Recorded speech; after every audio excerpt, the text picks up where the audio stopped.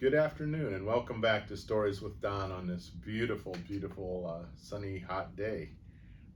It's good to have that after it had snow last week, really. So, anyway, we're back with reading The Voyage of the Dawn Treader by C.S. Lewis, part of the Chronicles of Narnia. And we are on chapter 10 today, and it is entitled The Magician's Book. The invisible people feasted their guests royally.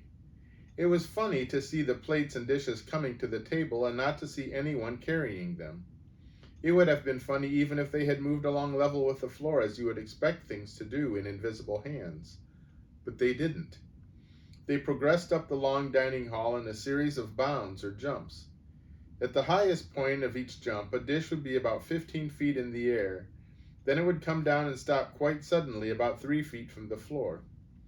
When the dish contained anything like soup or stew, the result was rather disastrous.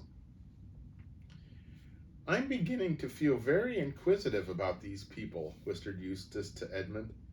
"Do you think they're human at all? More like huge grasshoppers or giant frogs, I should say." "It does look like it," said Edmund, "but don't put the idea of grasshoppers into Lucy's head. She's not too keen on insects, especially big ones." The meal would have been pleasanter if it had not been so exceedingly messy, and also if the conversation had not consisted entirely of agreements. The invisible people agreed about everything. Indeed, most of their remarks were the sort it would not be easy to disagree with. "What I always say is, when a chap's hungry, he likes some victuals," or "getting dark now, always does at night," or even, "Ah, you've come over the water. Powerful wet stuff, ain't it?" And Lucy could not help looking at the dark, yawning entrance to the foot of the staircase. She could see it from where she sat, and wondering what she would find when she went up those stairs next morning. But it was a good meal otherwise, with mushroom soup and boiled chickens and hot boiled ham and gooseberries, red currants, curds, cream, milk, and mead. The others liked the mead, but Eustace was sorry afterward that he had drunk any. When Lucy woke up next morning, it was like waking up in the day of an examination, or a day when you are going to the dentist. It was a lovely morning, with bees buzzing in and out of her open window, and the lawn outside looking very like somewhere in England. She got up and dressed and tried to talk and eat ordinarily at breakfast. Then, after being instructed by the chief voice about what she was to do upstairs, she bid good-bye to the others, said nothing, walked to the bottom of the stairs, and began going up them without once looking back. It was quite light, that was one good thing. There was, indeed, a window straight ahead of her at the top of the first flight. As long as she was on that flight, she could hear the tick-tock, tick-tock of a grandfather clock in the hall below. Then she came to the landing and had to turn to her left up the next flight. After that, she couldn't hear the clock any more. Now she had come to the top of the stairs. Lucy looked and saw a long, wide passage with a large window at the far end. Apparently, the passage ran the whole length of the house. It was carved and paneled and carpeted, and very many doors opened off it on each side. She stood still and couldn't hear the squeak of a mouse, or the buzzing of a fly, or the swaying of a curtain, or anything, except the beating of her own heart. "The last doorway on the left," she said to herself. It did seem a bit hard that it should be the last. To reach it, she would have to walk past room after room. And in any room there might be the magician, asleep or awake or invisible or even dead. But it wouldn't do to think about that. She set out on her journey. The carpet was so thick that her feet made no noise. "There's nothing whatever to be afraid of yet," Lucy told herself. And certainly it was a quiet, sunlit passage, perhaps a bit too quiet.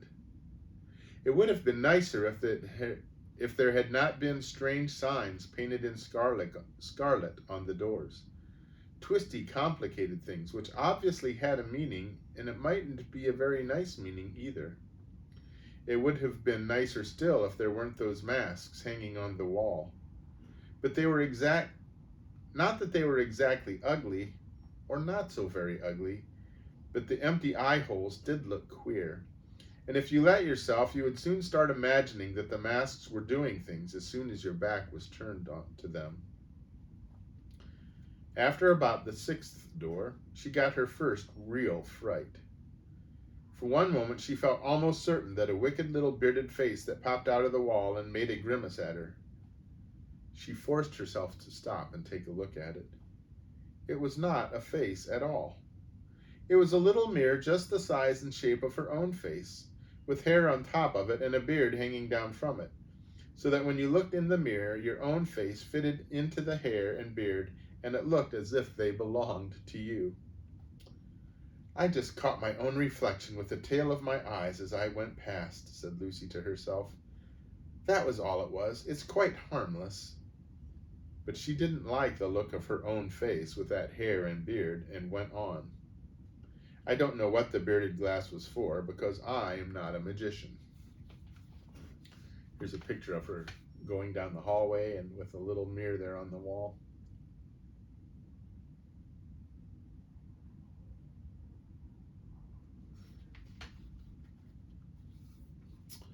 Before she reached the last door on the left, Lucy was beginning to wonder whether the corridor had grown longer since she began her journey, and whether this was part of the magic of the house. But she got to it at last, and the door was open. It was a large room with 3 windows, and it was lined from floor to ceiling with books. More books than Lucy had ever seen before. Tiny little books, fat and dumpy books, and books bigger than any church Bible you have ever seen, all bound in leather and smelling old and learned and magical. But she knew from her instructions that she needn't bother about any of these, for the book, the magic book, was lying on a reading desk in the very middle of the room. She saw she would have to read it standing, and anyway there were no chairs. And also she would have to stand with her back to the door while she read it. So at once she turned to shut the door. It wouldn't shut. Some people may disagree with Lucy about this, but I think she was quite right. She said she wouldn't have minded if she could have shut the door, but that it was unpleasant to have to stand in a place like that with an open doorway right behind your back. I should have felt the same, but there was nothing else to be done. One thing that worried her a great deal was the size of the book. The chief voice had not been able to give her any idea whereabouts in the book the spell for making things visible came. He even seemed rather surprised at her asking. He expected her to begin at the beginning and go on till she came to it. Obviously, he had never thought that there was any other way of finding a place in the book. But it might take me days and weeks, said Lucy, looking at the huge volume, and I feel already as if I'd been in this place for hours. She went up to the desk and laid her hand on the book. Her fingers tingled when she touched it as if it were full of electricity. She tried to open it, but couldn't at first. This, however, was only because it was fastened by 2 leaden clasps, and when she had undone these, it opened easily enough. And what a book it was!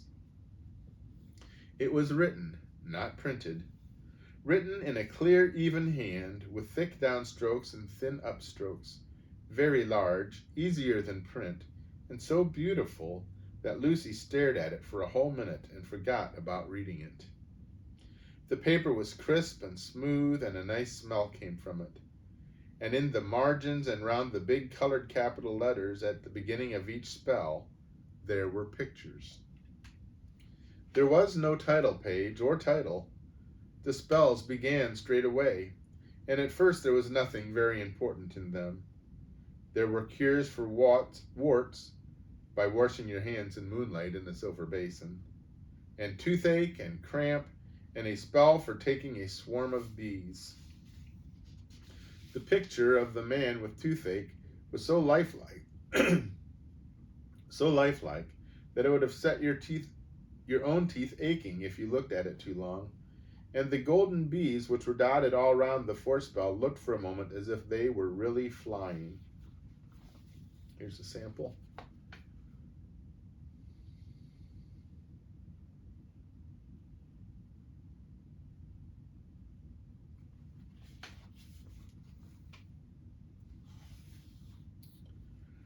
Lucy could hardly tear herself away from that first page, but when she turned over, the next was just as interesting. But I must get on, she told herself, and on she went for about 30 pages, which, if she could have remembered them, would have taught her how to find buried treasure, how to remember things forgotten, how to forget things you wanted to forget, how to tell whether anyone was speaking the truth, how to call up or prevent wind, fog, snow, sleet, or rain, how to produce enchanted sleeps, and how to give a man an ass's head, as they did to poor Bottom. And the longer she read, the more wonderful and more real the pictures became. Then she came to a page which was such a blaze of pictures that one could hardly notice the writing. Hardly, but she did notice the first words. They were, "An infallible spell to make beautiful her that uttereth, an infallible spell to make beautiful her that uttereth it beyond the lot of mortals." Lucy peered at the pictures with her face close to the page, and though they seemed crowded and muddlesome before, she found she could now see them quite clearly. The first was a picture of a girl standing at a reading desk reading in a huge book, and the girl was dressed exactly like Lucy.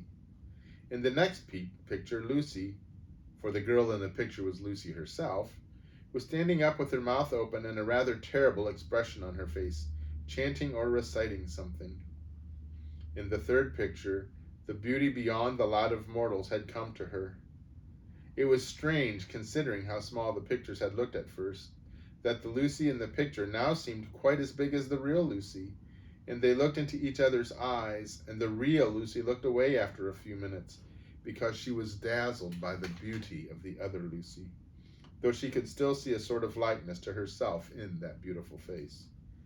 And now the pictures came crowding on her thick and fast. She saw herself throned on high at a great tournament in Calormen, and all the kings of the world fought because of her beauty. After that it turned from tournament to real wars, and all Narnia and Archenland, Talmar and Calormen, Gamma and Terebinthia were laid waste with the fury of the kings and dukes and great lords who fought for her favor. Then it changed, and Lucy, still beautiful beyond the lot of mortals, was back in England, and Susan, who had always been the beauty of the family, came home from America. The Susan in the picture looked exactly like the real Susan, only plainer and with a nastier expression. And Susan was jealous of the dazzling beauty of Lucy, but that didn't matter a bit, because no one cared anything about Susan now. "I will say this spell," said Lucy. "I don't care. I will." She said "I don't care" because she had a strong feeling that she mustn't. But when she looked back at the opening words of the spell, there in the middle of the writing, where she felt quite sure there had been no picture before, she found the great face of a lion. Of the lion. Aslan himself, staring into hers. It was painted such a bright gold that it seemed to be coming toward her out of the page, and indeed she never was quite sure afterward that it hadn't really moved a little. At any rate, she knew the expression on his face quite well. He was growling, and you could see most of his teeth. She became horribly afraid and turned over the page at once. A little later, she came to a spell which would let you know what your friends thought about you. Now Lucy had wanted very badly to try the other spell, the one that made you beautiful beyond the lot of mortals. So she felt that to make up for not having said it, she really would say this one. and all in a hurry for fear her mind would change, she said the words, nothing will induce me to tell you what they were, and she waited for something to happen. As nothing happened, she began to look at the pictures, and all at once she saw the very last thing she expected. A picture of a third class carriage in a train with two girls sitting on it. She knew them at once. They were Marjorie Preston and Anne Featherstone. Only now it was much more than a picture. It was alive. She could see the telegraph post flicking past outside the window. Then gradually, like when the radio was coming on, she could hear what they were saying. "Shall I see anything of you this term?" said Anne. "Or are you still going to be all taken up with Lucy Pevensey?" "Don't know what you mean by taken up," said Marjorie. "Oh, yes, you do," said Anne. "You were crazy about her last term." "No, I wasn't," said Marjorie. "I've got more sense than that. Not a bad little kid in her way, but I was getting pretty tired of her before the end of the term." "Well, you jolly won't have the chance of another term," shouted Lucy. "Two-faced little beast." But the sound of her own voice at once reminded her that she was talking to a picture, and that the real Marjorie was far away in another world. "Well," said Lucy to herself, "I did think better of her than that, and I did all sorts of things for her last term, and I stuck to her when not many other girls would, and she knows it too. And to Anne Featherstone, of all people. I wonder, are all my friends the same? There are lots of other pictures. No, I won't look at any more. I won't. And with a great effort she turned over the page, but not before a large, angry tear had splashed upon it. On the next page she came to a spell, "For the refreshment of the spirit." The pictures were fewer here, but very beautiful. And what Lucy found herself reading was more like a story than a spell. It went on for 3 pages, and before she had read to the bottom of the page, she had forgotten that she was reading at all. She was living in the story as if it were real, and all the pictures were real too. And when she got to the 3rd page and came to the end, she said, "That is the loveliest story I've ever read or shall ever read in my whole life. Oh, I wish I could have gone on reading it for 10 years. At least I'll read it over again." But here part of the magic of the book came into play. You couldn't turn back. The right-hand pages, the ones ahead, could be turned. The left-hand pages could not. "Oh, what a shame," said Lucy. "I did so want to read it again. Well, at least I must remember it. Let's see. It was about... Oh dear, it's all fading away again. And even this last page is going blank. This is a very queer book. How can I have forgotten? It was about a cup and a sword and a tree and a green hill. I know that much. But I can't remember, and what shall I do?" And she never could remember, and ever since that day, what Lucy means by a good story is a story which reminds her of the forgotten story in the magician's book. She turned on and found to her surprise a page with no pictures of all, but the first words were, "A spell to make hidden things visible." She read it through to make sure of all the hard words, and then said it out loud. She knew at once that it was working because as she spoke, the colors came into the capital letters at the top of the page, and the pictures began appearing in the margins. It was like when you hold to the fire something written in invisible ink, and the writing gradually shows up. Only instead of the dingy color of lemon juice, which is the easiest invisible ink, this was all gold and blue and scarlet. There were odd pictures and contained many figures that Lucy did not much like the look of.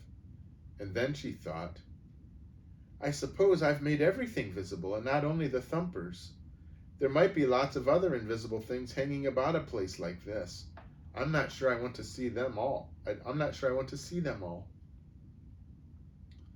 At that moment, she heard soft, heavy footfalls coming along the corridor behind her. And of course, she remembered what she had been told about the magician walking in his bare feet and making no more noise than a cat. It is always better to turn around than to have anything creeping up behind your back. Lucy did so. Then her face lit up, till for a moment, but of course she didn't know it, she looked almost as beautiful as that other Lucy in the picture, and she ran forward with a little cry of delight and with her arms stretched out.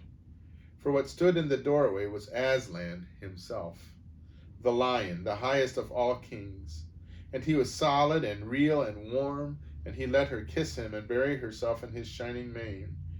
And from the low earthquake sound that came inside him, Lucy even dared to think that he was purring. "Oh, Aslan," said she, "it was kind of you to come." "I have been here all the time," said he, "but you have just made me visible." "Aslan," said Lucy, almost a little reproachfully, "don't make fun of me, as if anything I could do would make you visible." "It did," said Aslan. "Do you think I wouldn't obey my own rules?" After a little pause, he spoke again. "Child," he said, "I think you have been eavesdropping." "Eavesdropping?" "You listened to what your two schoolfellows were saying about you." "Oh, that?